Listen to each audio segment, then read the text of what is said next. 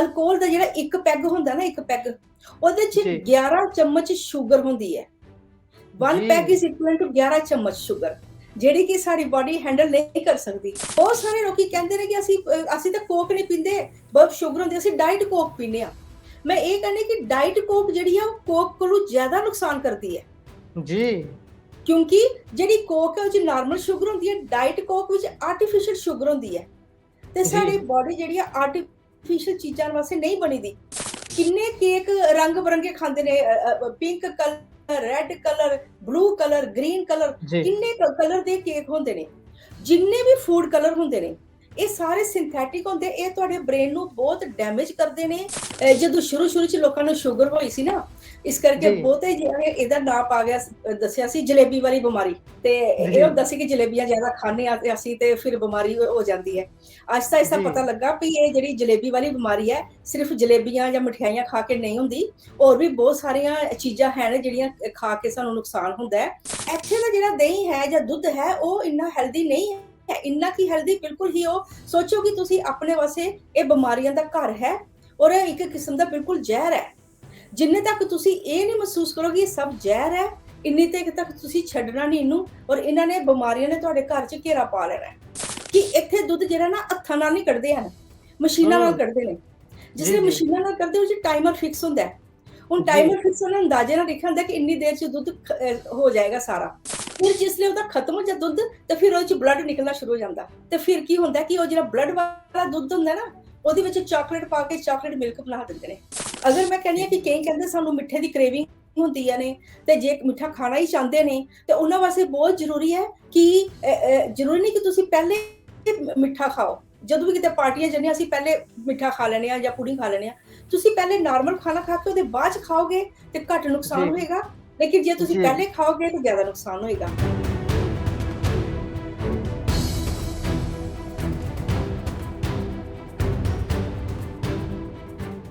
ਸਤਿ ਸ਼੍ਰੀ ਅਕਾਲ। Punjabi radio USA ਵੇਖਣ ਅਤੇ ਸੁਣਨ ਵਾਲੇ ਸਾਰੇ ਸਰੋਤਿਆਂ ਦਾ ਬਹੁਤ-ਬਹੁਤ ਸਵਾਗਤ ਹੈ। ਅੱਜ ਇੱਕ ਵਿਸ਼ੇਸ਼ ਟਾਕ ਸ਼ੋਅ ਲੈ ਕੇ ਤੁਹਾਡੇ ਸਾਹਮਣੇ ਰੂਬਰੂ ਹੋਏ ਆ। ਅੱਜ ਫੇਰ ਤੋਂ ਗੱਲ ਆਪਾਂ ਸਿਹਤ ਸੰਬੰਧੀ ਕਰਨੀ ਹੈ, ਕਿਉਂਕਿ ਸਿਹਤ ਦੀ ਗੱਲ ਇਸ ਕਰਕੇ ਕਰਨੀ ਜ਼ਰੂਰੀ ਹੋ ਜਾਂਦੀ ਹੈ ਕਿਉਂਕਿ ਜਦੋਂ ਸਿਹਤ ਸਾਡੀ ਚੰਗੀ ਹੁੰਦੀ ਹੈ ਤਾਂ ਸਾਨੂੰ ਜਹਾਨ ਵਧੀਆ ਲੱਗਦਾ ਹੈ, ਜਹਾਨ ਚੰਗਾ ਲੱਗਦਾ ਹੈ। ਅਸੀਂ ਸੰਸਾਰ ਤੇ ਕਿਤੇ ਵੀ ਉੱਚੀ ਤੋਂ ਉੱਚੀ ਚੋਟੀ ਤੇ ਜਾ ਕੇ ਖੜੇ ਹੋਈਏ, ਜਿੰਨਾ ਚਿਰ ਅਸੀਂ ਅੰਦਰੋਂ ਸਟਰੋਂਗ ਨਹੀਂ ਆ, ਅੰਦਰੋਂ ਤੰਦਰੁਸਤ ਨਹੀਂ ਆ, ਸਾਡੇ ਲਈ ਉਨਾ ਚਿਰ ਫਰੈਸ਼ ਹਵਾ, ਫਰੈਸ਼ ਖਾਣਾ ਉਹ ਕੁਝ ਨਹੀਂ ਕਰ ਸਕਦਾ। ਅੰਦਰੋਂ ਕਿਵੇਂ ਸਟਰੋਂਗ ਹੋਣਾ ਹੈ, ਅੰਦਰ ਸਾਡੇ ਕੀ ਨੁਕਸ ਨੇ ਜਿਨ੍ਹਾਂ ਨੂੰ ਬਾਹਰ ਕੱਢਿਆ ਜਾ ਸਕਦਾ। ਆਪਾਂ ਗੱਲਬਾਤ ਇਹੋ ਜਿਹੇ ਵਿਸ਼ਿਆਂ ਤੇ ਕਰਨੀ ਹੈ। ਇਹ ਸਾਰੇ ਵਿਸ਼ਿਆਂ ਨੂੰ ਛੂਹਣ ਦੇ ਲਈ ਅੱਜ ਸਾਡੇ ਨਾਲ ਐਡਵਾਂਸ ਜੀਨੋਮਿਕਸ ਤੋਂ ਡਾਕਟਰ ਨਿਸ਼ਾ ਡੋਗਰਾ ਜੀ ਇੱਕ ਵਾਰ ਮੁੜ ਤੋਂ ਜੁੜੇ ਨੇ। ਉਹਨਾਂ ਦਾ ਸਵਾਗਤ ਕਰਦੇ ਹਾਂ। ਉਹਨਾਂ ਦਾ ਪਿਛੋਕੜ ਤੁਸੀਂ ਸਾਰੇ ਜਾਣਦੇ ਹੋ। ਐਡਵਾਂਸ ਜੀਨੋਮਿਕਸ ਤੋਂ ਉਹ ਆਉਂਦੇ ਨੇ ਜਿਹੜੇ ਕਿ ਜੈਨੇਟਿਕ ਬੇਸਡ ਪ੍ਰੋਬਲਮਸ ਜਿਹੜੀਆਂ ਨੇ ਉਹਨਾਂ ਨੂੰ ਘੋਖਦੇ ਨੇ, ਉਹਨਾਂ ਦਾ ਜੜ ਤੋਂ ਹੱਲ ਕਰਦੇ ਨੇ ਤੇ ਸਪੈਸ਼ਲ ਪਰਸਨਲਾਈਜ਼ ਤਰੀਕੇ ਦੇ ਨਾਲ ਪ੍ਰੋਗਰਾਮ ਪੂਰਾ ਤਿਆਰ ਕਰਕੇ ਤੇ ਇਲਾਜ ਕਰਦੇ ਨੇ। ਸੋ ਉਹਨਾਂ ਦਾ ਸਵਾਗਤ ਕਰਦੇ ਹਾਂ। ਸਤਿ ਸ਼੍ਰੀ ਅਕਾਲ ਮੈਮ।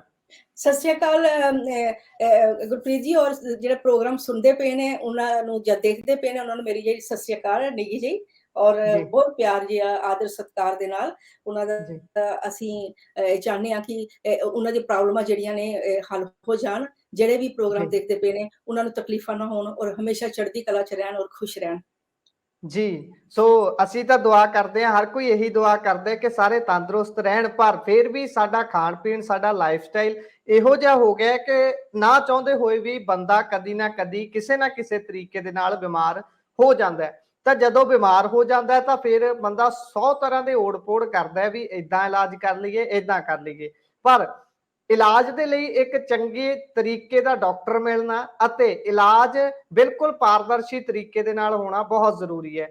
ਉਸ ਦੀ ਮਿਸਾਲ ਤੁਸੀਂ ਹੋ। ਮੈਂ ਚਾਹੂੰਗਾ ਵੀ ਆਪਾਂ ਹੁਣ ਸਵਾਲਾਂ ਦਾ ਰੁਖ ਜਰਾ ਕਰੀਏ। ਡਾਇਬਟੀਜ਼ ਦੀ ਗੱਲ ਕਰਦੇ ਹਾਂ। ਡਾਇਬਟੀਜ਼ ਅੱਜ ਤੱਕ ਅਸੀਂ ਤਾਂ ਪਿੰਡਾਂ 'ਚ ਇਹੀ ਸੁਣਿਆ ਸੀ ਵੀ ਡਾਇਬਟੀਜ਼ ਜਿਹੜੀ ਸ਼ੂਗਰ ਜਿਹਨੂੰ ਕਹਿ ਦਿੰਦੇ ਆਪਾਂ, ਬਸ ਸ਼ੂਗਰ ਹੁੰਦੀ ਹੈ। ਸ਼ੂਗਰ ਦੇ ਟਾਈਪਸ ਵੀ ਹੁੰਦੇ ਨੇ, ਕਿੰਨੇ ਤਰ੍ਹਾਂ ਦੀ ਸ਼ੂਗਰ ਹੁੰਦੀ ਹੈ, ਜਰਾ ਇਹਦੇ ਤੇ ਚਾਨਣਾ ਪਾਇਓ। ਮੈਂ ਸੁਣਿਆ 1 2 3 ਕਈ ਲੈਵਲ ਹੁੰਦੇ ਨੇ, ਇਹਦੇ ਜਰਾ ਚਾਨਣਾ ਪਾ ਦਿਓ। ਬਿਲਕੁਲ ਗੁਰਪ੍ਰੀਤ ਜੀ, ਇਸ ਤਰ੍ਹਾਂ ਹੈ ਕਿ ਜਦੋਂ ਸ਼ੁਰੂ ਚ ਲੋਕਾਂ ਨੂੰ ਸ਼ੂਗਰ ਹੋਈ ਸੀ ਨਾ, ਤੇ ਉਦੋਂ ਇਹ ਪਤਾ ਲੱਗਿਆ ਕਿ ਇਹ ਸ਼ੂਗਰ ਹਾਈ ਹੋ ਗਈ ਹੈ ਤੇ ਤਾਂ ਸ਼ੂਗਰ ਹੋ ਗਈ ਹੈ। ਇਸ ਕਰਕੇ ਜੀ ਬਹੁਤੇ ਜਿਹੜੇ ਇਹਦਾ ਨਾਂ ਪਾ ਗਿਆ, ਦੱਸਿਆ ਸੀ ਜਲੇਬੀ ਵਾਲੀ ਬਿਮਾਰੀ, ਕਿਉਂਕਿ ਜੀ ਕਈ ਲੋਕਾਂ ਨੇ ਪਹਿਲੀ ਵਾਰੀ ਸੁਣਿਆ ਸੀ ਨਾ, ਤੇ ਪਤਾ ਨਹੀਂ ਜੀ ਲੱਗਦਾ ਸੀ, ਜੀ ਕਹਿੰਦੇ ਤੁਹਾਨੂੰ ਕੀ ਬਿਮਾਰੀ ਹੈ, ਕਹਿੰਦੇ ਜਲੇਬੀ ਵਾਲੀ ਬਿਮਾਰੀ। ਤੇ ਇਹ ਜੀ ਹੁੰਦਾ ਸੀ ਕਿ ਜਲੇਬੀਆਂ ਜ਼ਿਆਦਾ ਖਾਂਦੇ ਆ ਤੇ ਅਸੀਂ, ਤੇ ਫਿਰ ਬਿਮਾਰੀ ਹੋ ਜਾਂਦੀ ਹੈ। ਆਹਿਸਤਾ ਆਹਿਸਤਾ ਜੀ ਪਤਾ ਲੱਗਾ ਵੀ ਇਹ ਜਿਹੜੀ ਜਲੇਬੀ ਵਾਲੀ ਬਿਮਾਰੀ ਹੈ, ਸਿਰਫ ਜਲੇਬੀਆਂ ਜਾਂ ਮਠਿਆਈਆਂ ਖਾ ਕੇ ਨਹੀਂ ਹੁੰਦੀ, ਹੋਰ ਵੀ ਬਹੁਤ ਸਾਰੀਆਂ ਚੀਜ਼ਾਂ ਹਨ ਜਿਹੜੀਆਂ ਖਾ ਕੇ ਸਾਨੂੰ ਨੁਕਸਾਨ ਹੁੰਦਾ ਹੈ। ਫਿਰ ਪਤਾ ਲੱਗਾ ਕਿ ਜਿਹੜੀ ਅਸੀਂ ਅਗਰ ਚਿੱਟਾ ਆਟਾ ਖਾਂਦੇ ਆ, ਚਿੱਟੀ ਖੰਡ ਖਾਂਦੇ ਆ, ਜਾਂ ਫਿਰ ਚਿੱਟੇ ਚਾਵਲ ਖਾਂਦੇ ਆ, ਕਿਉਂਕਿ ਉਹ ਪਾਲਿਸ਼ਡ ਹੁੰਦੇ ਨੇ, ਉਹਨਾਂ ਵਿੱਚੋਂ ਸਾਰੀ ਚੀਜ਼ਾਂ ਤਾਕਤ ਕੱਢ ਦਿੱਤੀ ਹੁੰਦੀ ਹੈ, ਤੇ ਉਹ ਜਿਹੜਾ ਰਿਫਾਈਨਡ ਹੁੰਦਾ ਉਹਦੇ ਚ ਕੁਝ ਨਹੀਂ ਰਹਿ ਗਿਆ ਹੁੰਦਾ, ਤੇ ਉਹਦੇ ਨਾਲ ਹੋ ਜਾਂਦਾ ਹੈ। ਫਿਰ ਆਹਿਸਤਾ ਆਹਿਸਤਾ ਰਿਸਰਚ ਨੇ ਇਹ ਵੀ ਦੱਸਣਾ ਸ਼ੁਰੂ ਕੀਤਾ, ਫਿਰ ਲੋਕਾਂ ਨੇ ਮੈਦਾ ਵੀ ਘਟਾਇਆ, ਫਿਰ ਇਹ ਵੀ ਖੰਡ ਵੀ ਜਾਂ ਗੁੜ ਸ਼ੱਕਰ ਖਾਣਾ ਸ਼ੁਰੂ ਕਰ ਦਿੱਤਾ, ਫਿਰ ਚਾਵਲ ਦੀ ਜਗ੍ਹਾ ਬਰਾਊਨ ਰਾਈਸ ਨੇ ਆ ਗਏ। ਤਾਂ ਜਿੱਦਾਂ ਜਿੱਦਾਂ ਦੱਸੇ ਗਏ, ਲੋਕਾਂ ਫੋਲੋ ਕੀਤਾ ਔਰ ਮੋਡੀਫਾਈ ਕੀਤਾ ਡਾਈਟ ਨੂੰ। ਫਿਰ ਹੋਰ ਰਿਸਰਚ ਹੋਈ, ਫਿਰ ਪਤਾ ਲੱਗਾ ਕਿ ਇਹ ਜਿਹੜੀ ਹੈ, ਇਹ ਜਿਹੜੇ ਸਿਰਫ ਬੈਠੇ ਰਹਿੰਦੇ ਨੇ, ਟੁਰਦੇ ਫਿਰਦੇ ਘੱਟ ਨੇ, ਕਿਉਂਕਿ sedentary ਲਾਈਫ ਸਟਾਈਲ ਇਹ ਹੈ ਕਿ ਜੋ ਵੀ ਤੁਸੀਂ ਖਾਦਾ ਹੈ ਕਾਰਬਸ ਦੀ ਫਾਰਮ ਚ, ਚਾਹੇ ਤੁਸੀਂ ਰੋਟੀ ਖਾਦੀ ਹੈ, ਚਾਹੇ ਤੁਸੀਂ ਮਠਿਆਈ ਖਾਦੀ ਹੈ, ਚਾਹੇ ਤੁਸੀਂ ਰੈਗੂਲਰਲੀ ਚਾਹ ਵਗੈਰਾ ਪੀਂਦੇ ਆ, ਜੇ ਰੈਗੂਲਰਲੀ ਖਾਣਾ ਖਾਦਾ ਹੈ, ਤੇ ਐਕਟੀਵਿਟੀ ਬਹੁਤ ਜ਼ਰੂਰੀ ਹੈ। ਅਗਰ ਬੈਠੇ ਰਵਾਂਗੇ ਤੇ ਬਿਮਾਰੀਆਂ ਵਧਣਗੀਆਂ, ਤੇ ਇਹ ਡਾਇਬਟੀਜ਼ ਵੀ ਵਧੇਗੀ, ਤੇ ਸਾਨੂੰ ਐਕਸਰਸਾਈਜ਼ ਕਰਨੀ ਚਾਹੀਦੀ, ਸੈਰ ਕਰਨੀ ਚਾਹੀਦੀ। ਤੇ ਇਹ ਵੀ ਲੋਕਾਂ ਨੇ ਸ਼ੁਰੂ ਕਰ ਦਿੱਤਾ। ਫਿਰ ਪਤਾ ਲੱਗਿਆ ਕਿ ਇਹ ਜੈਨੇਟਿਕ ਹੈ। ਜੈਨੇਟਿਕ ਦਾ ਮਤਲਬ, ਜੇ ਤੁਹਾਨੂੰ ਮਾਪਿਓ ਨੂੰ ਤਕਲੀਫ ਹੈ ਤੇ ਬੱਚਿਆਂ ਨੂੰ ਅੱਗੇ ਹੋਣ ਦੇ ਚਾਂਸਿਸ ਹੈ ਨਹੀਂ। ਪਰ ਪਹਿਲੇ ਤੇ ਕਈਆਂ ਨੂੰ ਇੰਨੇ ਚੈੱਕਅਪ ਵੀ ਨਹੀਂ ਸੀ ਹੁੰਦੇ, ਪਤਾ ਵੀ ਨਹੀਂ ਲੱਗਦਾ ਸੀ ਕਿ ਇਹ ਕਿਹੜੀ ਬਿਮਾਰੀ ਹੈ, ਸਿਰਫ ਹੁੰਦਾ ਸੀ ਕਿ ਬੰਦਾ ਬਿਮਾਰ ਹੈ। ਤੇ ਜਿਵੇਂ ਜਿਵੇਂ ਰਿਸਰਚ ਹੁੰਦੀ ਗਈ, ਤੇ ਇਦਾਂ ਸਾਨੂੰ ਚਾਨਣ ਪੈਂਦਾ ਗਿਆ, ਤੇ ਸਾਨੂੰ ਜ਼ਿਆਦਾ ਜਾਣਕਾਰੀ ਮਿਲਦੀ ਗਈ, ਸਮਝ ਮਿਲਦੀ ਗਈ। ਤੇ ਸਾਡੀ 15 ਸਾਲ ਹੋ ਗਏ ਇਹ ਕੰਮ ਕਰਦੇ ਪਏ ਰਿਸਰਚ ਦਾ, ਜਾਂ ਸਾਡਾ ਇਹ ਜਿਹੜਾ ਕੈਨੇਡਾ ਵਿੱਚ ਆਫਿਸ ਹੈ, ਇਹ ਵਾਲਾ 15 ਸਾਲ ਹੋ ਗਏ ਇਹਨੂੰ, ਹੁਣ 15th ਐਨਵਰਸਰੀ ਮਨਾਉਣੀ ਅਸੀਂ ਅਕਤੂਬਰ 'ਚ। ਤੇ ਅਸੀਂ ਮਤਲਬ 15 ਸਾਲ ਹੋ ਗਏ ਅਸੀਂ ਜਗ੍ਹਾ ਜਗ੍ਹਾ ਹੈਲਥ ਕੈਂਪ ਲਗਾਉਂਦੇ ਆ, ਸੈਮੀਨਾਰ ਲਗਾਉਂਦੇ ਆ, ਇਹੋ ਹੀ ਜਾਣਕਾਰੀ ਦਿੰਦੇ ਆ। ਕਿਉਂਕਿ ਜੋ ਅਸੀਂ ਰਿਸਰਚ ਕਰਨੇ ਆ, ਨਵੀਂ ਰਿਸਰਚ, ਨਵੀਂ ਟੈਕਨੋਲੋਜੀ, ਨਵਾਂ ਪਤਾ ਲੱਗਦਾ ਹੈ, ਉਹੀ ਅਸੀਂ ਜਾਣਕਾਰੀ ਦਿੰਦੇ ਆ ਕਿ ਤੁਹਾਨੂੰ ਸਾਰੀ ਆਮ ਜਿਹੜੀ ਜਨਤਾ, ਜਿਹੜੀ ਇੰਨੀ ਰਿਸਰਚ ਨਹੀਂ ਕਰ ਸਕਦੀ, ਉਹਨਾਂ ਨੂੰ ਸਿੰਪਲ ਤਰੀਕੇ ਨਾਲ ਪਤਾ ਲੱਗ ਜਾਏ ਕਿ ਬਿਮਾਰੀ ਹੈ ਕੀ ਹੈ, ਇਹਦੀ ਜੜ ਕੀ ਹੈ, ਕਿੱਦਾਂ ਆਂਦੀ ਹੈ, ਤੇ ਸਾਨੂੰ ਇਹਦੇ ਬਚਾਅ ਲਈ ਕੀ ਕਰਨਾ ਚਾਹੀਦਾ। ਫਿਰ ਜਿਸਲੇ ਪਤਾ ਲੱਗੇ ਕਿ ਇਹ ਜੇ ਡਾਇਬਟੀਜ਼ 2 ਹੈ, ਜਿਹਨੂੰ ਟਾਈਪ 2 ਕਹਿੰਦੇ, ਜੈਨੇਟਿਕ ਵੀ ਹੈ, ਤੇ ਫਿਰ ਦੇਖਿਆ ਗਿਆ ਕਿ ਛੋਟੇ ਬੱਚਿਆਂ ਨੂੰ ਹੋ ਗਿਆ, ਸ਼ੁਰੂ ਹੋ ਗਏ, ਨਿੱਕੇ ਨਿੱਕੇ ਬੱਚੇ ਜਿਹੜੇ 3-3 4-4 ਸਾਲ ਦੇ, ਉਹਨੂੰ ਵੀ ਡਾਇਬਟੀਜ਼ ਹੋ ਗਈ।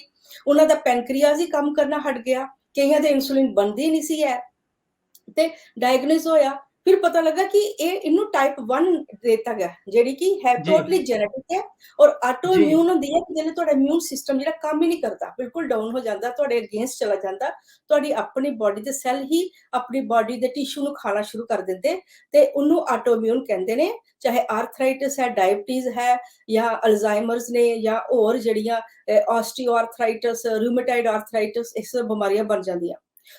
ਸੋ ਟਾਈਪ 1 ਜਿਹੜੀ ਹੈ ਬੱਚਿਆਂ ਨੂੰ ਹੁੰਦੀ, ਜਿਸਲੇ ਇਨਸੂਲਿਨ ਬਿਲਕੁਲ ਨਹੀਂ ਬਣਦੀ, ਤੇ ਇੰਜੈਕਸ਼ਨ ਲਗਾਉਣੇ ਪੈਂਦੇ, ਛੋਟੇ ਛੋਟੇ ਬੱਚੇ ਇੰਜੈਕਸ਼ਨ ਲਗਾਉਂਦੇ ਨੇ।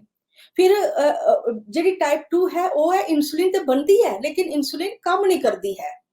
ਤੇ ਉਹਦੇ ਵਾਸਤੇ ਸਿੰਪਲ ਜਿਹੀ ਐਗਜ਼ਾਮਪਲ ਦੱਸਣੀ ਆ ਕਿ ਇਹ ਇਨਸੂਲਿਨ ਜਿਸਲੇ ਜਿਹੜੀ ਰੈਜ਼ਿਸਟੈਂਸ ਹੁੰਦੀ ਹੈ, ਜਿਸਲੇ ਡਾਕਟਰ ਡਾਇਗਨੋਸ ਕਰਦੇ ਨੇ ਕਿ ਤੁਹਾਨੂੰ ਸ਼ੂਗਰ ਹੋ ਗਈ ਹੈ, ਤੁਹਾਨੂੰ ਡਾਇਬਟੀਜ਼ ਹੋ ਗਈ ਹੈ, ਤੇ ਤੁਹਾਨੂੰ ਹੁਣ ਦਵਾਈਆਂ ਖਾਣੇ ਪੈਣੀਆਂ ਨੇ।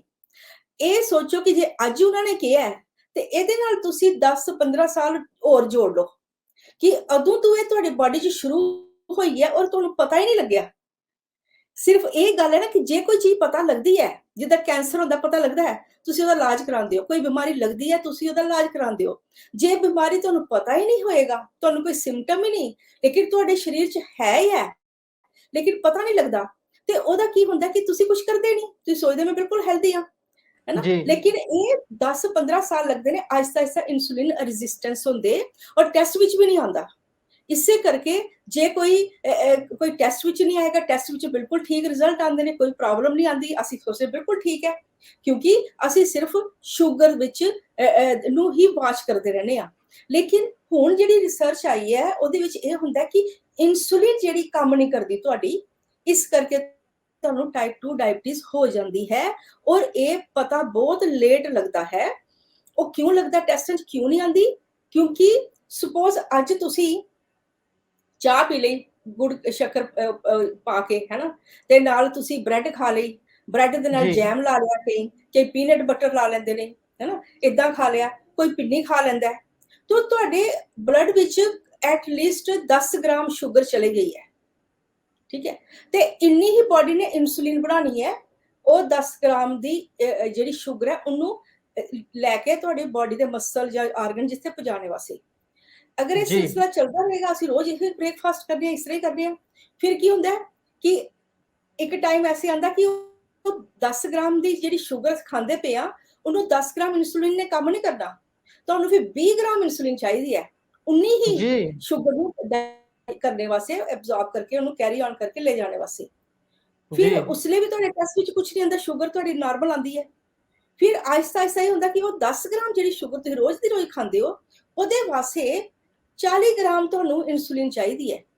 फिर जिसले इन्नी इंसुलिन रोज बॉडी प्रोड्यूस करदी है, थक जाती है, फिर वो इंसुलिन जिहड़ी काम करना बंद कर दिंदी है। इंसुलिन बनदी है लेकिन काम करना बंद कर दिंदी है, ते फिर की हुंदा कि फिर तुहाडा शुगर लेवल बढ़ना शुरू हो जाता। जे जी शुगर लेवल बढ़दा उसले भी जिहड़ा 6 तक आंदी है, उसले भी कुछ नहीं कहंदे, जिहड़ा दूजा इंडियन सिस्टम 100 कोल उपर हो जाती है ना, ते जिहड़ा साडा इधर दा नॉर्थ अमेरिका सिस्टम असी 6 कहने आ, 6 6.5 जिहड़े 7 ते हुंदी, फिर असी दवाई शुरू करदे हां ना। ते ਇਹਦਾ ਮਤਲਬ ਹੈ ਕਿ 10-15 ਸਾਲ ਤੁਹਾਡੀ ਪਹਿਲੇ ਦੀ ਬਿਮਾਰੀ ਚੱਲਦੀ ਪਈ ਸੀ ਕਿ ਇਨਸੂਲਿਨ ਕੰਮ ਨਹੀਂ ਕਰਦੀ ਪਈ ਸੀ ਤੇ ਪਤਾ ਨਹੀਂ ਲੱਗਦਾ ਪਿਆ ਸੀ। ਇਹ ਹੋ ਗਿਆ ਡਾਇਬਟੀਜ਼ 2।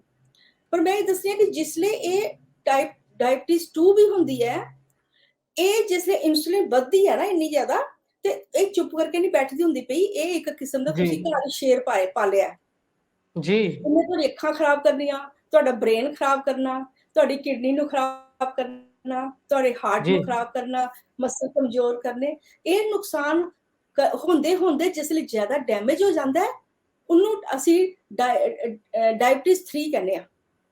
कि जिसले डैमेज होंदा है, जिसले खास कर ब्रेन ਨੂੰ डैमेज ਹੁੰਦਾ, जिसले ब्रेन ਦੇ ਸੈੱਲ ਆਸਤਾ ਆਸਤਾ ਖਰਾਬ ਹੋਣਾ ਸ਼ੁਰੂ ਹੋ ਜਾਂਦੇ, ਡੈਮੇਜ ਹੋਣਾ ਸ਼ੁਰੂ ਹੋ ਜਾਂਦੇ, ਹਾਈ ਸ਼ੂਗਰ ਕਰਕੇ, ਹਾਈ ਇਨਸੂਲਿਨ ਕਰਕੇ, ਤੇ ਤੁਹਾਨੂੰ ਇਹਨੂੰ ਕਹਿੰਦੇ ਡਾਇਬਟੀਜ਼ 3 ਦੇ ਨਾਂ ਦਿੱਤਾ ਗਿਆ ਹੈ, ਜਿਹੜੀ ਕਿ ਪਹਿਲੇ ਡਿਮੈਂਸ਼ੀਆ ਹੁੰਦਾ, ਜਿਹੜੇ ਚੇਤਾ ਭੁੱਲਣਾ ਸ਼ੁਰੂ ਹੋ ਜਾਂਦਾ, ਤੁਹਾਡੇ ਜਿਹੜੇ ਨਿਊਰੋਨਸ ਨੇ ਉਹ ਆਸਤਾ ਆਸਤਾ ਖਰਾਬ ਹੋਣਾ ਸ਼ੁਰੂ ਹੋ ਜਾਂਦੇ, ਡੈਡ ਹੋਣਾ ਸ਼ੁਰੂ ਹੋ ਜਾਂਦੇ, ਚੇਤਾ ਭੁੱਲਦਾ, ਪਹਿਲੇ ਚਾਬੀ ਭੁੱਲ ਗਏ, ਕੁਝ ਭੁੱਲ ਗਏ, ਆਹਿਸਤਾ ਆਹਿਸਤਾ ਕੀ ਹੁੰਦਾ ਕਿ ਤੁਹਾਨੂੰ ਕਿਸੇ ਦੇ ਨਾਂ ਭੁੱਲ ਗਏ, ਜਿਹਦੇ ਨਾਲ ਤੁਸੀਂ ਗੱਲ ਕਰਦੇ ਹੋ ਉਹ ਭੁੱਲ ਜਾਂਦਾ, ਪਹਿਚਾਨਣਾ ਮੁਸ਼ਕਿਲ ਹੁੰਦਾ, ਇਹਨੂੰ ਡਿਮੈਂਸ਼ੀਆ ਕਹਿੰਦੇ ਨੇ, ਬਾਅਦ ਵਿੱਚ ਇਹੋ ਅਲਜ਼ਾਈਮਰ ਕਹਿੰਦੇ ਨੇ। ਸੋ ਇਸ ਬਿਮਾਰੀ ਨੂੰ ਹੁਣ ਡਾਇਗਨੋਸ ਕੀਤਾ ਕਿ ਸ਼ੂਗਰ ਦੇ ਨਾਲ ਹੁੰਦੀ ਹੈ, ਇਨਸੂਲਿਨ ਜ਼ਿਆਦਾ ਹੋ ਜਾਂਦੀ ਹੁੰਦੀ ਹੈ, ਇਹਨੂੰ ਡਾਇਬਟੀਜ਼ 3 ਕਹਿੰਦੇ ਗਿਆ। ਸੋ ਡਾਇਬਟੀਜ਼ 1 2 3 ਜਿਹੜੀ ਹੈ, ਇਹ ਤਿੰਨੋਂ ਹੀ ਸ਼ੂਗਰ ਦੇ ਨਾਲ ਤੇ ਹਾਈ ਇਨਸੂਲਿਨ ਦੇ ਨਾਲ ਰਿਲੇਟਡ ਨੇ। ਜੀ, ਸੋ ਤੁਸੀਂ ਬੜੀ ਤਫਸੀਲ ਦੇ ਨਾਲ ਸਾਰੀ ਜਾਣਕਾਰੀ ਸਾਂਝੀ ਕੀਤੀ ਹੈ, ਪਰ ਫਿਰ ਵੀ ਮੈਂ ਕਹੂੰਗਾ ਕਿ ਹੋਰ ਤਫਸੀਲ ਦੇ ਵਿੱਚ ਇਹਦੇ ਜਾਇਆ ਜਾ ਸਕਦਾ ਹੈ, ਤੇ ਉਹਦੇ ਲਈ ਜ਼ਰੂਰੀ ਹੈ ਕਿ ਸਾਡੇ ਜਿਹੜੇ ਦਰਸ਼ਕ ਇਸ ਪ੍ਰੋਗਰਾਮ ਨੂੰ, ਇਸ ਟਾਕ ਸ਼ੋ ਨੂੰ ਸੁਣ ਰਹੇ ਨੇ, ਉਹ ਸਾਰੇ ਸੈਮੀਨਾਰ ਦਾ ਹਿੱਸਾ ਬਣਨ। ਫ੍ਰੀ ਸੈਮੀਨਾਰ ਲੈ ਕੇ ਅਮਰੀਕਾ ਦੇ ਵਿੱਚ ਡਾਕਟਰ ਨੀਸ਼ਾ ਡੋਗਰਾ ਜੀ ਆ ਰਹੇ ਨੇ, ਉਹਨਾਂ ਦੀ ਟੀਮ ਸਾਰੀ ਆ ਰਹੀ ਹੈ, ਤੇ ਇਹ ਜਿਹੜੇ ਸੈਮੀਨਾਰ ਹੋਣਗੇ ਉਹਨਾਂ ਦੇ ਵਿੱਚ ਤੁਹਾਨੂੰ ਪਹਿਲਾਂ ਜਾਣ ਦੇ ਲਈ ਜਿਹੜੀ ਹੈ ਰਜਿਸਟ੍ਰੇਸ਼ਨ ਕਰਵਾਉਣੀ ਬਹੁਤ ਜ਼ਰੂਰੀ ਹੈ।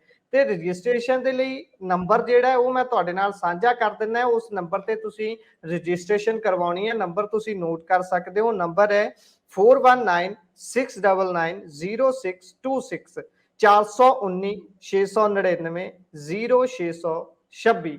ਇਸ ਨੰਬਰ ਤੇ ਤੁਸੀਂ ਸੰਪਰਕ ਕਰਨਾ ਹੈ, ਆਪਣੀ ਰਜਿਸਟ੍ਰੇਸ਼ਨ ਕਰਵਾਉਣੀ ਹੈ, ਤਾਂ ਕਿ ਤੁਹਾਡੇ ਜਾਣ ਤੇ ਤੁਹਾਡੇ ਲਈ ਸਾਰੇ ਪੁਖਤਾ ਪ੍ਰਬੰਧ ਕੀਤੇ ਗਏ ਹੋਣ, ਕਿਉਂਕਿ ਤੁਹਾਡੀ ਵੀ ਉਨੀ ਹੀ ਅਹਿਮੀਅਤ ਹੈ ਉੱਥੇ ਜਿੰਨੀ ਬਾਕੀਆਂ ਦੀ ਹੈ। ਤੁਸੀਂ ਜਦੋਂ ਜਾਓਗੇ ਤੁਹਾਡਾ ਪਿਆਰ ਸਤਿਕਾਰ ਤੁਹਾਨੂੰ ਜਿਹੜਾ ਦੇਣਾ ਹੈ, ਉਸ ਦੇ ਲਈ ਤੁਹਾਡੇ ਲਈ ਢੁਕਵੇਂ ਇੰਤਜ਼ਾਮ ਕਰਨੇ ਬਹੁਤ ਜ਼ਰੂਰੀ ਨੇ।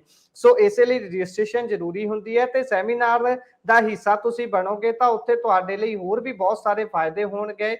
ਤੁਹਾਨੂੰ ਲੋਕੇਸ਼ਨਸ ਜੇਕਰ ਸਾਂਝੀਆਂ ਕਰਨੀਆਂ ਹੋਣ ਤਾਂ ਇੱਕ ਵਾਰ ਉਹਨਾਂ ਤੇ ਚਾਨਣਾ ਪਾ ਦਿੰਦੇ ਆ। ਸੈਕਰਾਮੈਂਟੋ ਦੇ ਵਿੱਚ 22 ਜੁਲਾਈ ਨੂੰ ਹੈ ਇਹ ਜਿਹੜਾ ਸੈਮੀਨਾਰ ਹੋਣਾ ਹੈ, ਤੇ ਫਿਰ ਸੈਕਰਾਮੈਂਟੋ ਦੇ ਵਿੱਚ ਹੀ 23 ਜੁਲਾਈ ਨੂੰ ਹੋਣਾ ਹੈ, ਤੇ ਫਿਰ ਯੂਬਾ ਸਿਟੀ ਦੇ ਵਿੱਚ ਵੀ 23 ਜੁਲਾਈ ਨੂੰ ਸੰਡੇ ਦੇ ਦਿਨ ਹੀ ਹੋਣਾ ਹੈ, ਤੇ ਉਸ ਤੋਂ ਬਾਅਦ ਫਿਰ ਸੈਕਰਾਮੈਂਟੋ ਦੇ ਵਿੱਚ 27 ਜੁਲਾਈ ਨੂੰ ਹੋਣਾ ਹੈ, ਫ੍ਰੈਜ਼ਨੋ ਦੇ ਵਿੱਚ 29 ਜੁਲਾਈ ਨੂੰ ਤੇ ਫ੍ਰੈਸਨੋ ਦੇ ਵਿੱਚ ਹੀ 30 ਜੁਲਾਈ ਨੂੰ ਵੀ ਇਹ ਜਿਹੜੇ ਸੈਮੀਨਾਰ ਹੋਣੇ ਨੇ। ਫ੍ਰੀ ਹੈਲਥ ਸੈਮੀਨਾਰ 2023 ਦਾ ਤੁਸੀਂ ਹਿੱਸਾ ਬਣੋਗੇ ਤਾਂ ਇਸ ਚੋਂ ਬਹੁਤ ਸਾਰੇ ਲਾਹੇ ਖੱਟੇ ਜਾ ਸਕਦੇ ਨੇ। ਜਿਸ ਤਰੀਕੇ ਦੇ ਨਾਲ ਹੁਣ ਤੁਹਾਨੂੰ ਮੈਮ ਗੱਲਾਂ ਦੱਸ ਰਹੇ ਨੇ, ਉੱਥੇ ਹੋਰ ਵੀ ਤਫਸੀਲ ਦੇ ਵਿੱਚ ਹਰੇਕ ਚੀਜ਼ ਦੇ ਜਾਇਆ ਜਾਊਗਾ। ਮੈਮ ਤੁਹਾਡੀ ਮੈਂ ਜਦੋਂ ਸਾਰੀ ਡਿਟੇਲ ਸੁਣ ਰਿਹਾ ਸੀ, ਉਹਦੇ 'ਚ ਤੁਸੀਂ ਇੱਕ ਚੀਜ਼ ਮੈਂਸ਼ਨ ਕੀਤੀ ਸੀ ਕਿ ਟੈਸਟਾਂ ਦੇ ਵਿੱਚ ਵੀ ਕੁਝ ਨਹੀਂ ਆਉਂਦਾ, ਲੰਬੇ ਸਮੇਂ ਤੱਕ ਇਹ ਅੰਦਰ ਪਣਪਦੀ ਰਹਿੰਦੀ ਹੈ ਚੀਜ਼।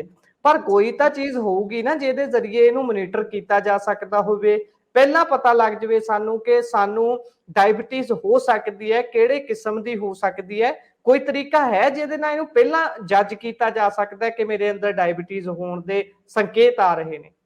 बिल्कुल गुरप्रीत जी, बहुत अच्छा क्वेश्चन तुसी पूछया और जी। ये जरूरी भी है जानना, क्योंकि असी सिर्फ, मेरा कहने दा मतलब है कि असी सिर्फ टेस्टां ते डिपेंड ना रहिए कि मेरा ते वो भी सिर्फ ब्लड टेस्ट ते डिपेंड ना रहिए कि मैनू सिर्फ वो टेस्ट ठीक है तो असी खुश होकर कहने कि असी सब कुछ ठीक है और असी ओही चीज़ां अपनियां रूटीन शुरू करते रहने है ना। मेन है कि असी अपने आप को पहचानिए कि मेरे शरीर विच कोई बदलाव ते नहीं आंदा पिया। एग्जाम्पल है कि जी। अगर तुसी बहुत तुहानू थकावट महसूस होंदी है, तुहानू काली पैंदी है, भुख नॉर्मल कोलों ज्यादा लगदी है, प्यास ज्यादा लगदी है, त्रेह लगदी है, या फिर तुहानू लगदा है कि मेरा ब्रेन फॉगी फॉगी हुंदा पिया है, या मेरी अखां ब्लरी ब्लरी हुंदी पईयां ने, और कई बार हुंदा कि एकदम मेरे लगदा कि मेरी एनर्जी ड्रेन आउट ही हो गई, मैं बिल्कुल ही एनर्जी रही नहीं है।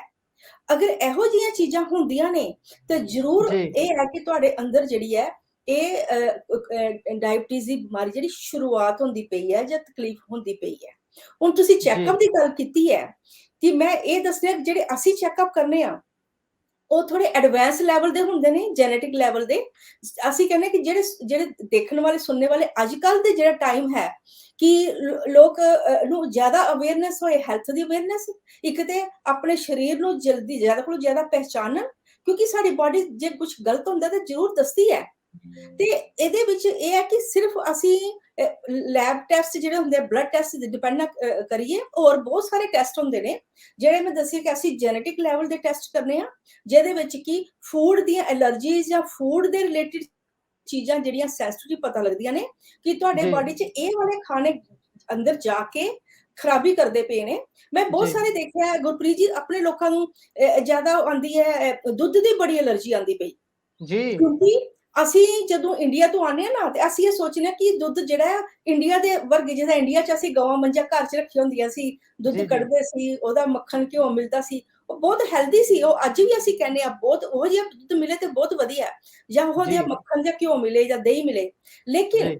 ਇੱਥੇ ਦਾ ਜਿਹੜਾ ਦਹੀਂ ਹੈ ਜਾਂ ਦੁੱਧ ਹੈ ਉਹ ਇੰਨਾ ਹੈਲਦੀ ਨਹੀਂ ਹੈ, ਇੰਨਾ ਕੀ ਹੈਲਦੀ ਬਿਲਕੁਲ ਹੀ। ਉਹ ਸੋਚੋ ਕਿ ਤੁਸੀਂ ਆਪਣੇ ਵਾਸਤੇ ਇਹ ਬਿਮਾਰੀਆਂ ਦਾ ਘਰ ਹੈ ਔਰ ਇਹ ਇੱਕ ਕਿਸਮ ਦਾ ਬਿਲਕੁਲ ਜ਼ਹਿਰ ਹੈ।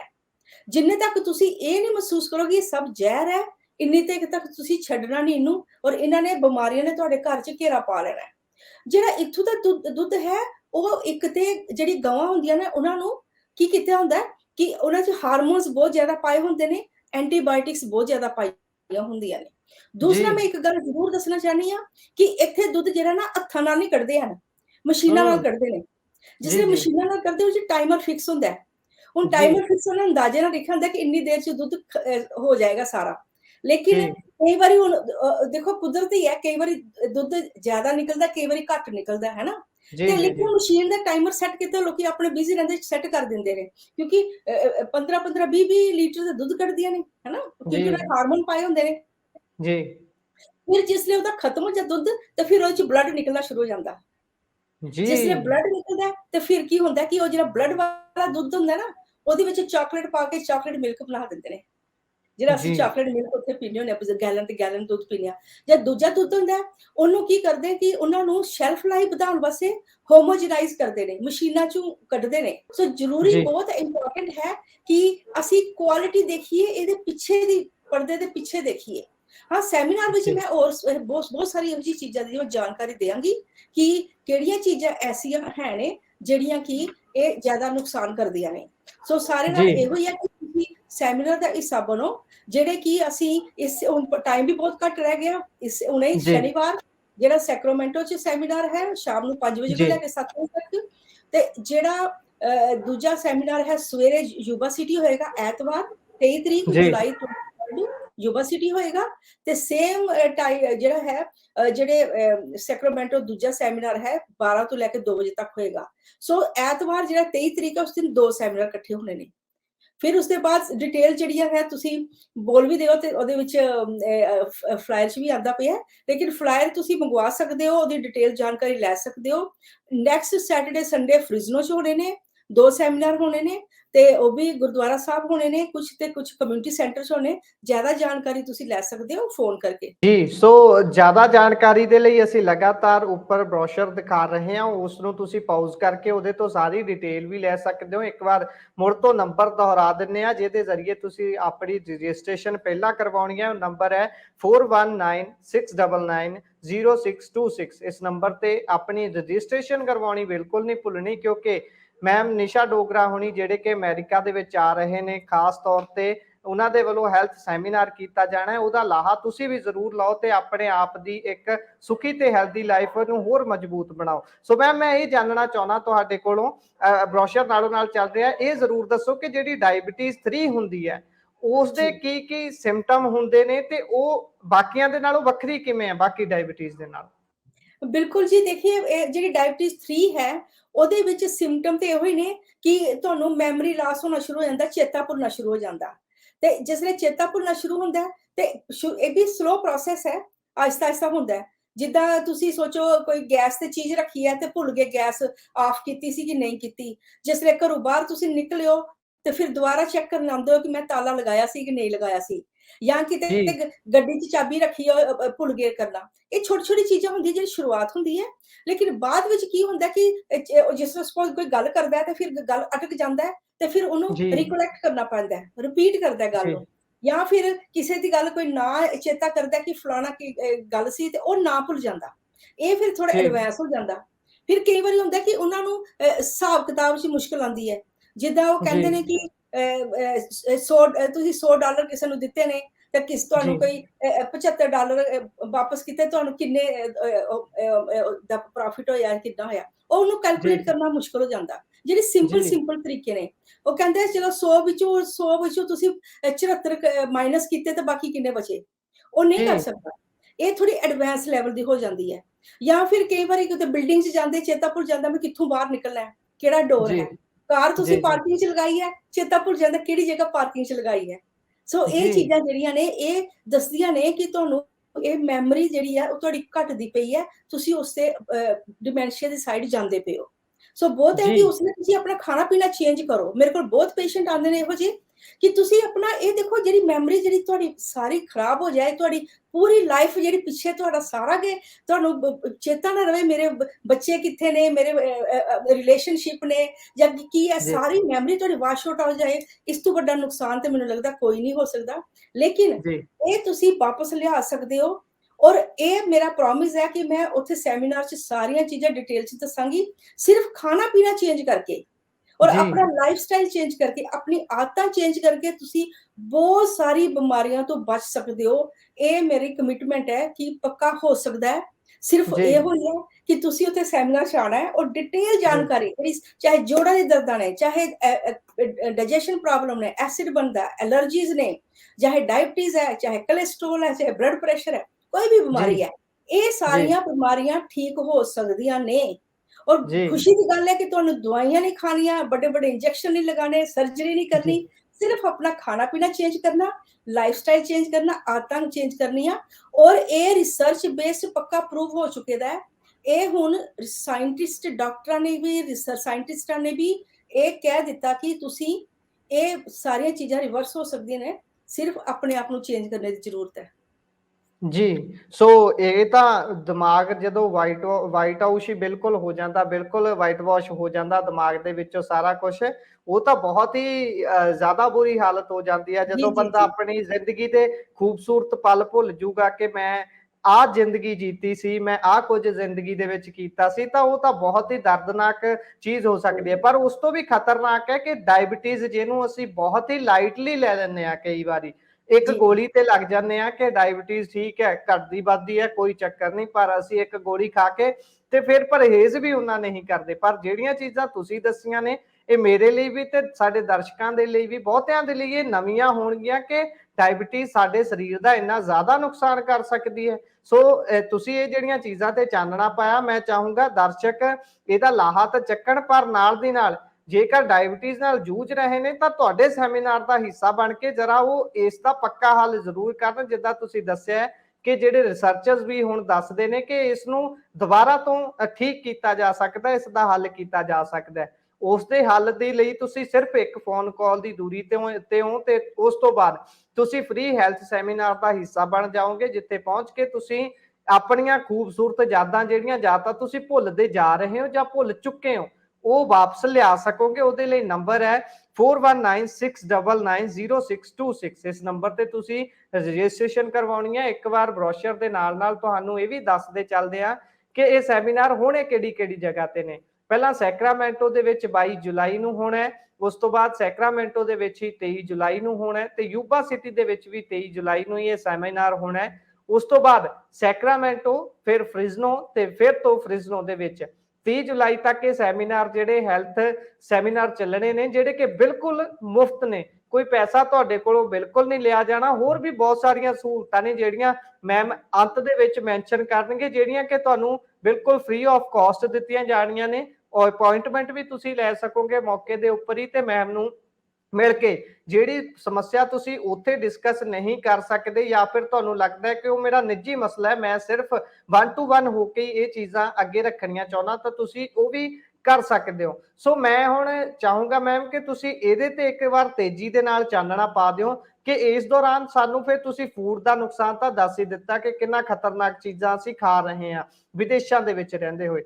ਇਹ ਜ਼ਰੂਰ ਦੱਸ ਦਿਓ ਫਿਰ ਇਸ ਸੂਰਤ ਦੇ ਵਿੱਚ ਕਿਹੋ ਜਿਹਾ ਖਾਣਾ ਖਾਣਾ ਚਾਹੀਦਾ ਹੈ, ਤੇ ਅਸੀਂ ਇਹਦੇ ਚੋਂ ਆਲ ਓਵਰ ਕਿਵੇਂ ਪ੍ਰੀਵੈਂਟ ਕਰ ਸਕਦੇ ਹਾਂ ਆਪਣੇ ਆਪ ਨੂੰ। ਬਿਲਕੁਲ ਗੁਰਪ੍ਰੀਤ ਜੀ, ਇਸ ਤਰ੍ਹਾਂ ਹੈ ਕਿ ਖਾਣਾ ਤੇ ਬਿਲਕੁਲ ਸਿੰਪਲ ਹੁੰਦਾ, ਸਿਰਫ ਥੋੜਾ ਹੀ ਬਦਲਾਵ ਕਰਨਾ ਹੁੰਦਾ। ਅਗਰ ਮੈਂ ਕਹਿੰਦੀ ਹਾਂ ਕਿ ਕਈ ਕਹਿੰਦੇ ਸਾਨੂੰ ਮਿੱਠੇ ਦੀ ਕ੍ਰੇਵਿੰਗ ਹੁੰਦੀਆਂ ਨੇ, ਤੇ ਜੇ ਮਿੱਠਾ ਖਾਣਾ ਹੀ ਚਾਹੁੰਦੇ ਨੇ ਤੇ ਉਹਨਾਂ ਵਾਸਤੇ ਬਹੁਤ ਜ਼ਰੂਰੀ ਹੈ ਕਿ ਜ਼ਰੂਰੀ ਨਹੀਂ ਕਿ ਤੁਸੀਂ ਪਹਿਲੇ ਮਿੱਠਾ ਖਾਓ। ਜਦੋਂ ਵੀ ਕਿਤੇ ਪਾਰਟੀਆਂ ਜਾਂਦੇ ਅਸੀਂ ਪਹਿਲੇ ਮਿੱਠਾ ਖਾ ਲੈਣੇ ਆ ਜਾਂ ਪੁਡਿੰਗ ਖਾ ਲੈਣੇ ਆ। ਤੁਸੀਂ ਪਹਿਲੇ ਨਾਰਮਲ ਖਾਣਾ ਖਾ ਕੇ ਉਹਦੇ ਬਾਅਦ ਚ ਖਾਓਗੇ ਤੇ ਘੱਟ ਨੁਕਸਾਨ ਹੋਏਗਾ, ਲੇਕਿਨ ਜੇ ਤੁਸੀਂ ਪਹਿਲੇ ਖਾਓਗੇ ਤਾਂ ਜ਼ਿਆਦਾ ਨੁਕਸਾਨ ਹੋਏਗਾ। ਜਿਹੜੇ ਅਲਕੋਹਲ ਪੀਂਦੇ ਨੇ ਉਹਨਾਂ ਵਾਸਤੇ ਮੈਂ ਕਹਿੰਦੀ ਆ ਕਿ ਇਹ ਅਲਕੋਹਲ ਦਾ ਜਿਹੜਾ ਇੱਕ ਪੈਗ ਹੁੰਦਾ ਨਾ, ਇੱਕ ਪੈਗ, ਉਹਦੇ ਚ 11 ਚਮਚ ਸ਼ੂਗਰ ਹੁੰਦੀ ਹੈ। 1 ਪੈਗ ਇਜ਼ ਇਕੁਅਲ ਟੂ 11 ਚਮਚ ਸ਼ੂਗਰ, ਜਿਹੜੀ ਕਿ ਸਾਡੀ ਬਾਡੀ ਹੈਂਡਲ ਨਹੀਂ ਕਰ ਸਕਦੀ। ਅਸੀਂ ਕਹਿੰਦੇ ਕੀ ਹੈ, ਇੱਕ ਮਾੜਾ ਇੱਕ ਅੱਧਾ ਪੈਗ ਹੀ ਲਾ ਦਿੱਤਾ ਹੈ ਨਾ। ਤੇ ਮੈਂ ਸਿਰਫ ਇਹ ਕਹਿਣਾ ਚਾਹੁੰਦੀ ਕਿ ਉਹ ਜਿਹੜੀ ਇੰਨੀ ਜ਼ਿਆਦਾ ਸ਼ੂਗਰ ਜਿਹੜੀ ਹੈ ਸਾਡੀ ਬਾਡੀ ਜਿਹੜੀ ਹੈਂਡਲ ਨਹੀਂ ਕਰ ਸਕਦੀ, ਤੇ ਉਹ ਫਿਰ ਸਾਡੀ ਇਸੇ ਕਰਕੇ ਇਨਸੂਲਿਨ ਜਿਹੜੀ ਹੈ ਜ਼ਿਆਦਾ ਯੂਜ਼ ਹੋ ਜਾਂਦੀ, ਫਿਰ ਕੰਮ ਕਰਨਾ ਹਟ ਜਾਂਦੀ ਹੈ। ਅਗਰ ਤੁਸੀਂ ਅਲਕੋਹਲ ਪੀਂਦੇ ਵੀ ਹੋ, ਉਹਦੇ ਬਾਅਦ ਤੁਸੀਂ ਪਾਣੀ ਜ਼ਿਆਦਾ ਪੀਓ, 6-7 ਗਲਾਸ ਪਾਣੀ ਪੀਓ, ਕਿਉਂਕਿ ਅਲਕੋਹਲ ਪਾਣੀ ਨਾਲ ਡਿਸੋਲਵ ਹੋ ਜਾਂਦੀ ਹੈ ਤੇ ਤੁਹਾਨੂੰ ਸਾਰੀ ਜਿਹੜੀ ਉਹ ਤੁਹਾਡੀ ਅੰਦਰੋਂ ਨਿਕਲ ਜਾਏਗੀ। ਸੋ ਚੀਜ਼ਾਂ ਅਗਰ ਹੈ ਵੀ ਹੈ ਨਾ, ਉਹਦਾ ਪਰਹੇਜ਼ ਵੀ ਹੈ ਨੇ, ਤੇ ਨਾਲ ਇਹ ਵੀ ਹੈ ਕਿ ਉਹਦੇ ਸੋਲੂਸ਼ਨ ਵੀ ਨਾਲ ਈਜ਼ੀ ਨੇ। ਤੁਸੀਂ ਇਹ ਨਹੀਂ ਹੈ ਕਿ ਬਿਲਕੁਲ ਤੁਹਾਨੂੰ ਬੰਨ ਕੇ ਰੱਖਣਾ ਕਿ ਤੁਸੀਂ ਕੁਝ ਨਹੀਂ ਖਾਣਾ, ਤੁਸੀਂ ਖਾਓ, ਲੇਕਿਨ ਖਾਣੇ ਦਾ ਤਰੀਕਾ, ਕਹਿੰਦੇ right food at the right time with the right way makes a person healthy, wealthy and wise. That's a natural way to stay healthy.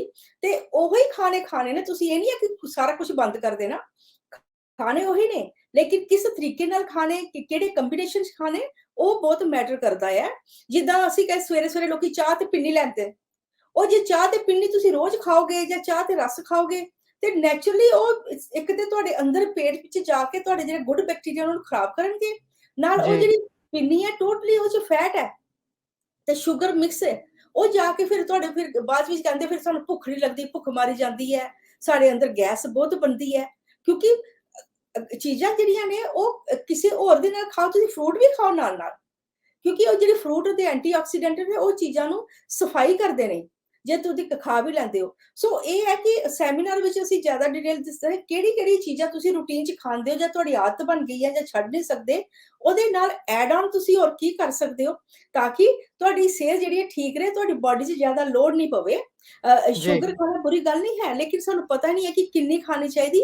ਜੇ ਤੁਸੀਂ ਥੋੜੀ ਜਿਹੀ ਮਾੜੀ ਜਿਹੀ ਜਲੇਬੀ ਖਾ ਲਈ ਤੇ ਉਹਨੇ ਅੰਦਰ ਜਾ ਕੇ ਕਿੰਨਾ ਨੁਕਸਾਨ ਕਰਨਾ। 2 ਮਿੰਟ ਦੇ ਸਵਾਦ ਵਾਸਤੇ ਤੁਸੀਂ ਆਪਣੇ ਸਰੀਰ ਨੂੰ ਡੈਮੇਜ ਕਰਦੇ ਪਏ ਹੋ, ਪਰ ਉਹਦੇ ਨਾਲ ਹੋਰ ਕੀ ਖਾਣਾ ਚਾਹੀਦਾ ਜਾਂ ਹੋਰ ਕਿਹੜੇ ਕੰਬੀਨੇਸ਼ਨ ਖਾਣੇ ਚਾਹੀਦੇ ਕਿ ਤੁਹਾਨੂੰ ਜਿਹੜਾ ਉਹਦਾ ਨੁਕਸਾਨ ਹੈ ਤੁਹਾਡੇ ਸਰੀਰ ਨੂੰ ਉਹ ਘਟ ਜਾਏ। ਤੇ ਉਹਦੇ ਜੀ ਵਾਸਤੇ ਮੈਂ ਹਮੇਸ਼ਾ ਕਹਿੰਦੀ ਕਿ 3 ਫਰੂਟ ਰੋਜ਼ ਦੇ ਰੋਜ਼ ਜ਼ਰੂਰ ਖਾਣੇ। ਫਰੂਟ ਮਾਰਨਿੰਗ ਟਾਈਮ ਖਾਓ, ਰਾਤ ਨੂੰ ਨਾ ਖਾਓ। ਰਾਤ ਨੂੰ ਖਾਓਗੇ ਤਾਂ ਨੁਕਸਾਨ ਹੋਏਗਾ। ਸਵੇਰੇ ਖਾਓ, ਦੁਪਹਿਰ ਨੂੰ ਤੁਸੀਂ ਸੈਲਡ ਖਾਓ। ਪਹਿਲੇ ਸੈਲਡ ਖਾਓ, 60 ਤੋਂ 70% ਤੁਸੀਂ ਰਾਹ ਫੂਡ ਖਾਓ, ਬਾਕੀ ਤੁਸੀਂ ਜੀ ਕੁਕਡ ਫੂਡ ਖਾਓ। ਜੋ ਵੀ ਤੁਹਾਡੀ ਪਸੰਦ ਦਾ ਖਾ ਸਕਦੇ ਹੋ। ਪਰ ਹਾਂ, ਜਿਸ ਤਰ੍ਹਾਂ ਮੈਂ ਕਿਹਾ 버ਗਰ ਤੇ ਜਿਹੜੀ ਹੈ ਨਾ, 버ਗਰ ਤੇ ਉਹਦੇ ਨਾਲ ਕੋਕ, ਇਹ ਕੰਬੀਨੇਸ਼ਨ ਜੀ ਕਦੀ ਨਾ ਰੱਖੋ। ਪੀਜ਼ਾ ਤੇ ਉਹਦੇ ਨਾਲ ਕੋਕ, ਇਹ ਕਦੀ ਕੰਬੀਨੇਸ਼ਨ ਨਹੀਂ ਰੱਖੋ। ਬਹੁਤ ਸਾਰੇ ਲੋਕੀ ਕਹਿੰਦੇ ਨੇ ਕਿ ਅਸੀਂ ਤਾਂ ਕੋਕ ਨਹੀਂ ਪੀਂਦੇ, ਬਹੁਤ ਸ਼ੂਗਰ ਹੁੰਦੀ, ਅਸੀਂ ਡਾਈਟ ਕੋਕ ਪੀਂਦੇ ਆ। ਮੈਂ ਇਹ ਕਹਿੰਦੀ ਕਿ ਡਾਈਟ ਕੋਕ ਜਿਹੜੀ ਆ ਉਹ ਕੋਕ ਕੋਲੋਂ ਜ਼ਿਆਦਾ ਨੁਕਸਾਨ ਕਰਦੀ ਹੈ। ਜੀ ਕਿਉਂਕਿ ਜਿਹੜੀ ਕੋਕ ਹੈ ਉਹ 'ਚ ਨਾਰਮਲ ਸ਼ੂਗਰ ਹੁੰਦੀ ਹੈ, ਡਾਈਟ ਕੋਕ ਵਿੱਚ ਆਰਟੀਫਿਸ਼ਲ ਸ਼ੂਗਰ ਹੁੰਦੀ ਹੈ। ਤੇ ਜੀ ਸਾਡੀ ਬੋਡੀ ਜਿਹੜੀ ਆ ਆਰਟੀਫਿਸ਼ਲ ਚੀਜ਼ਾਂ ਵਾਸਤੇ ਨਹੀਂ ਬਣੀ ਦੀ। ਉਹ ਜਦੋਂ ਜਾਂਦੀ ਹੈ ਤਾਂ ਸਾਡੀ ਬੋਡੀ 'ਚ ਜ਼ਿਆਦਾ ਖਰਾਬੀ ਕਰਦੀ ਹੈ, ਕਿਉਂਕਿ ਸਾਡੀ ਬੋਡੀ ਉਹਨੂੰ ਸੈਂਸ ਨਹੀਂ ਕਰ ਸਕਦੀ। ਉਹ ਜਾ ਕੇ ਤੁਹਾਡੇ ਬ੍ਰੇਨ ਨੂੰ ਜ਼ਿਆਦਾ ਖਰਾਬ ਕਰਦੀ ਹੈ, ਡੈਮੇਜ ਕਰਦੀ ਹੈ। ਔਰ ਦੂਜੀ ਗੱਲ ਹੈ ਕਿ ਜਿਹੜੇ ਅੱਜ ਕੱਲ੍ਹ ਦੇਖੋ, ਜਿਹੜੇ ਕੇਕ ਖਾਂਦੇ ਨੇ ਲੋਕੀ, ਕਿੰਨੇ ਕੇਕ ਰੰਗ ਬਰੰਗੇ ਖਾਂਦੇ ਨੇ, pink colour, red colour, blue colour, green colour, ਜੀ ਕਿੰਨੇ ਕਲਰ ਦੇ ਕੇਕ ਹੁੰਦੇ ਨੇ। ਜਿੰਨੇ ਵੀ ਫੂਡ ਕਲਰ ਹੁੰਦੇ ਨੇ, ਇਹ ਸਾਰੇ ਸਿੰਥੈਟਿਕ ਹੁੰਦੇ। ਇਹ ਤੁਹਾਡੇ ਬ੍ਰੇਨ ਨੂੰ ਬਹੁਤ ਡੈਮੇਜ ਕਰਦੇ ਨੇ। ਔਰ ਖਾਸ ਕਰ ਬੱਚੇ, ਛੋਟੇ ਛੋਟੇ ਬੱਚੇ ਜਿਹੜੇ ਨੇ ਇਹ ਖਾਂਦੇ ਨੇ, ਇਸੇ ਕਰਕੇ ਉਹਨਾਂ ਨੂੰ, ਛੋਟੇ ਛੋਟੇ ਬੱਚਿਆਂ ਦਾ ਇਮਿਊਨ ਸਿਸਟਮ ਕਮਜ਼ੋਰ ਹੋ ਜਾਂਦਾ, ਕਿਸੇ ਨੂੰ ਅਲਰਜੀਜ਼ ਹੋ ਜਾਂਦੀਆਂ, ਕਿਸੇ ਦੇ ਅੰਦਰ ਬਿਮਾਰੀਆਂ ਬਣ ਜਾਂਦੀਆਂ, ਇਹ ਟਾਈਪ 1 ਡਾਇਬਟੀਜ਼ ਬਣ ਜਾਂਦੀ। ਜਿਹੜੇ ਫਰੂਟ ਲੂਪਸ ਨੇ, ਦੇਖੋ ਕਿੰਨੇ ਕਲਰ ਨੇ ਉਹਦੇ ਵਿੱਚ, ਜਾਂ ਜਿਹੜੇ ਜੈਮਸ ਖਾਂਦੇ ਨੇ, ਬਹੁਤ ਕਲਰ ਨੇ ਉਹਦੇ 'ਚ। ਇਹ ਜਿੰਨੇ ਵੀ ਕਲਰ ਰਿਚ ਫੂਡ ਨੇ ਜਿਹੜੇ, ਇਹ ਸਾਰੇ ਆਰਟੀਫਿਸ਼ਲ ਕਲਰ ਨੇ। ਇਹ ਤੁਹਾਡੇ ਜ਼ਰੂਰ ਤੁਹਾਡੇ ਬੋਡੀ ਨੂੰ ਡੈਮੇਜ ਤੇ ਕਰਨਗੇ, ਤੁਹਾਡੇ ਬ੍ਰੇਨ ਨੂੰ ਡੈਮੇਜ ਕਰਨਗੇ ਬਹੁਤ ਜ਼ਿਆਦਾ। ਸੋ ਇਸ ਜੀ ਕਰਕੇ ਇਹ ਚੀਜ਼ਾਂ ਦਾ ਤੁਸੀਂ ਪਰਹੇਜ਼ ਰੱਖੋ।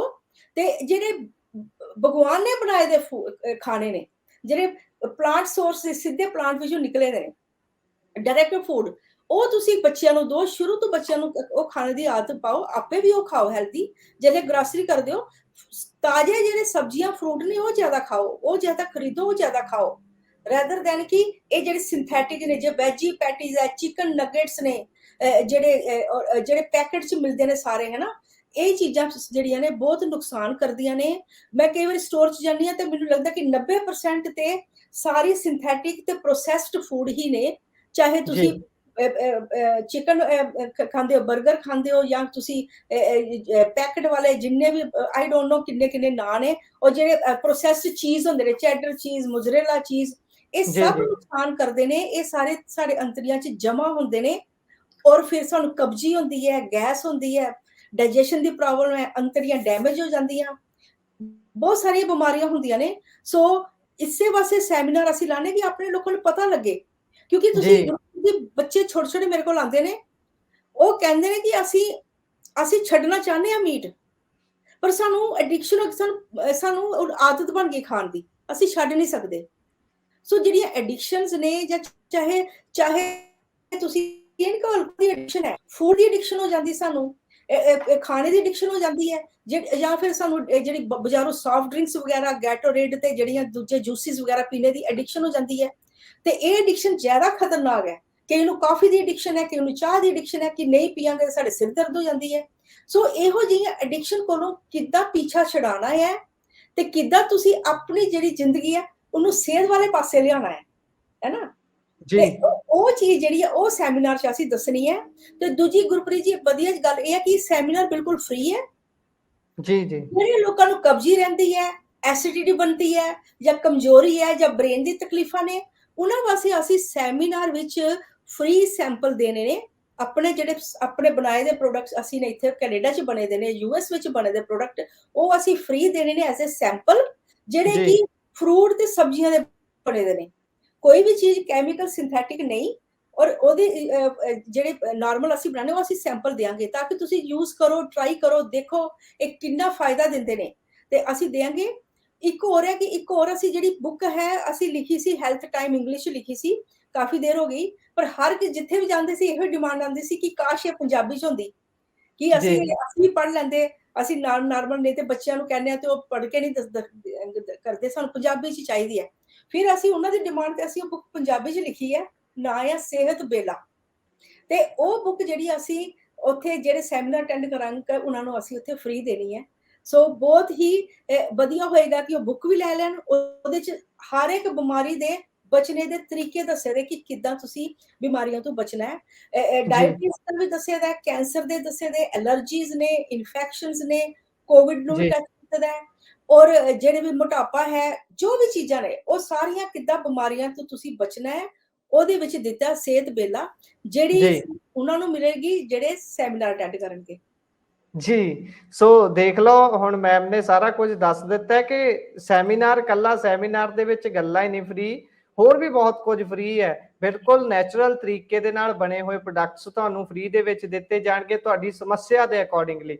ਤੇ ਉਸ ਤੋਂ ਬਾਅਦ ਤੁਹਾਨੂੰ ਬੁੱਕ ਜਿਹਦੇ ਵਿੱਚ ਹੱਲ ਲਿਖੇ ਹੋਏ ਨੇ, ਤੁਸੀਂ ਘਰੇ ਬੈਠੇ ਅੱਧੇ ਡਾਕਟਰ ਤਾਂ ਉਹ ਬੁੱਕ ਪੜ੍ਹ ਕੇ ਹੀ ਬਣ ਜਾਓਗੇ, ਬਹੁਤ ਜੀ ਸਾਰੇ ਹੱਲ ਤੁਸੀਂ ਆਪ ਕੱਢ ਸਕੋਗੇ, ਇਸ ਲਈ ਵੀ ਤੁਸੀਂ ਉੱਥੇ ਪਹੁੰਚ ਸਕਦੇ ਹੋ। ਸੋ ਨੰਬਰ ਇੱਕ ਵਾਰ ਮੁੜ ਤੋਂ ਦੁਹਰਾ ਦਿੰਨੇ ਆ, 4196990626।